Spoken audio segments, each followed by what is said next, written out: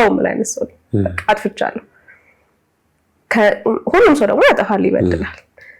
ዋናው ነገር እዛ ለመቅረታችን እዛ የጠፋሁበት ቦታ ላይ እየታገልኩ አለመቆየቴ ነው። ስለዚህ እኔ አጥፍቻለሁ። ልጅ አለችኝ። ያቺ ልጅ ግን እኔ ያለፍኩበትን ህይወት እንድታልፍ በፍጹም አልፈቅድም። አንድ ሌላው ነገር መማር የሰው ልጅ መማርና ትክክለኛ ህይወት መማር ከፈለገ በጣም ብዙ ትምህርት ቤቶች አሉ ዓለም ላይ። አሁን እኔ ችግር ምን ነበር የነበረው? ተደፍኛለሁ አውቃለሁ በሚል ይሄ በራሴ ዓለም ተደፍኜ ነበር። መማርም አልፈልግም በቃ የነበረው ማለት ነው። ሶ አትሊስት መማር ለሚፈልጉ ሰዎች ሲፈልጉ የኔ ኤክስፒሪየንስ የሆነ ነገር ላይ ሄደው እንዳይወድቁ መሆን አለበት ምናምን ብዬ ከዛ በኋላ for the first time ጾም ጀመርኩ። in lifetime ነው የምልህ። መጀመሪያ የጀመርኩት ስጋዬን ከመግዛት ማለት ነው። ውስጤ ኤክስፕሌን ላደርግ የማልችለው ይሄ መንፈሳዊ እርካታ ደስታ ምናምን ፊልስ አደረገው ታወቀኝ ማለት ነው። እና እኔ ምን ብዬ ለሰው ልናገር እችላለሁ ማለት ነው። ከዛ በቃ ፍጹም ደስተኛ ሆንኩ።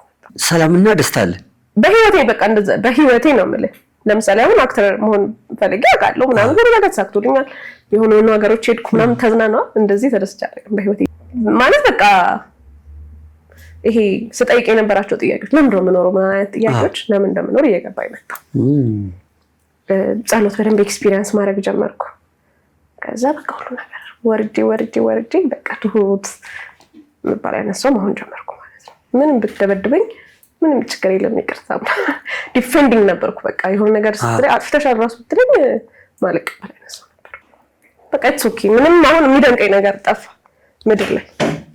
ህይወትን የምታይበት መንገድ ተቀየረ ማለት ነው። አዎ ማለት በቃ ይሄ አሁን ምንም አሁን ለምሳሌ ከመላ ጓደኞቼ ጋር ሆኜ ይሄ ሌክቸሪ ላይፍ ምናምን ኢንስታግራም ሞዴልስ ምናምን እያየን ከሪና ይሻት ምናምን ብዬ እንደ ቢግ ዲል ነበር ማወራኝ ነበር። አሁን ምን በቃ ለምኑ ነው በቃ የብዙዎቻችን ትግል አንቺ ስትታገይ የነበረው ነው።